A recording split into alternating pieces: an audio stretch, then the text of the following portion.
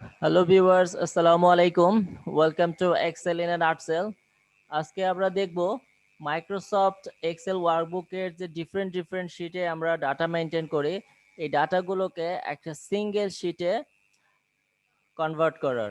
So আমরা একটা example নিতে পারি। ফার্মাসিউটিক্যাল কোম্পানিতে ওয়াটার টেস্টিং নামে একটা টেস্টিং প্যারামিটার আছে, যেটা অলমোস্ট ডেইলি বেসিসে করা হয়, অথবা উইকলি 2 টাইমস অথবা 3 টাইমস করা হয়, এবং এন্ড অফ দ্য মান্থ অথবা এন্ড অফ দ্য ইয়ার এই ডাটাগুলোকে একটা সিঙ্গেল শিটে নিয়ে মান্থলি ট্রেন্ড করার একটা প্রভিশন চালু আছে।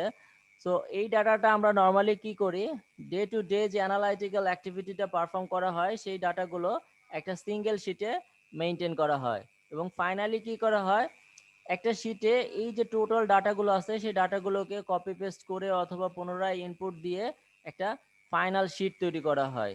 সো এই কাজটা যদি আমরা খুব সহজেই একটু করতে চাই, ভিজুয়াল বেসিকের একটা প্রোগ্রামিং কোড দিয়ে আমরা ইজিলি করতে পারবো। আমার শিট 5টা 10টা 15টা 20টা যেটা যতগুলো থাকুক না কেন, in a very easiest way আমরা এই ডাটাগুলোকে এক জায়গায় করে নিতে পারি। বাট এই টাইপের ডাটাগুলোকে এক জায়গায় করার আগে অবশ্যই আমাদেরকে কয়েকটা বিষয় একটু মাথায় রাখতে হবে, যে আমার রো কলাম এই পজিশনের যে ডাটাগুলো, স্পেসিফিকলি কলাম, এই কলাম বরাবর ডাটাগুলো কিন্তু এক জায়গায় হয়ে যাবে। সো আমার প্রত্যেকটাতেই যদি সিমিলার ডাটা থাকে, এ কলামে, বি কলামে, সি কলামে, তাহলে কিন্তু আমার ডাটাগুলো এক জায়গায় করলে আমার কোনো সমস্যা হবে না।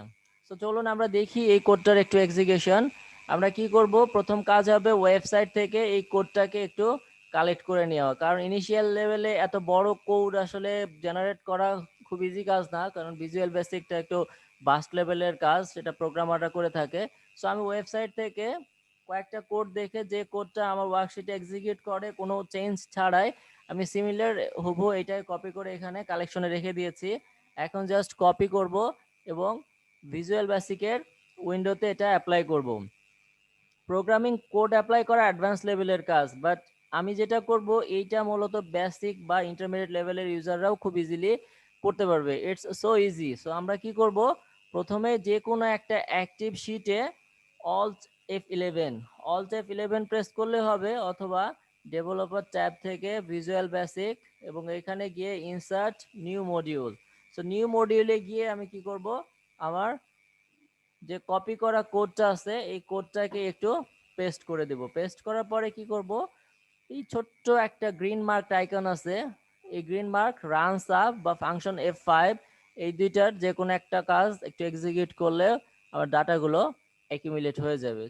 চলুন দেখি আমাদের এক্সেল শিটটাতে কোনো পরিবর্তন আসছে কিনা।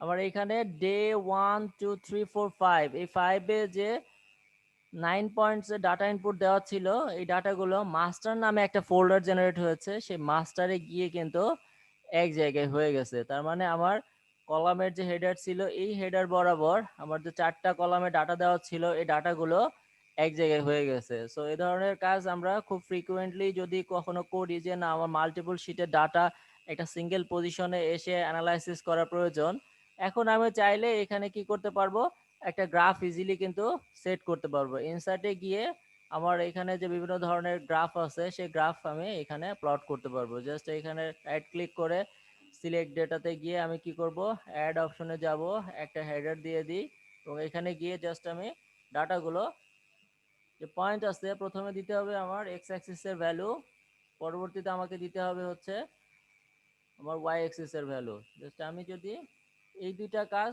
একটু করে ফেলতে পারি, তাহলে আমার কিন্তু গ্রাফিক্যাল যে প্লট, এই গ্রাফিক্যাল প্লট চলে আসবে এবং সিঙ্গেল ইয়েতে। So hope you have enjoyed this tutorial. Thank you for watching.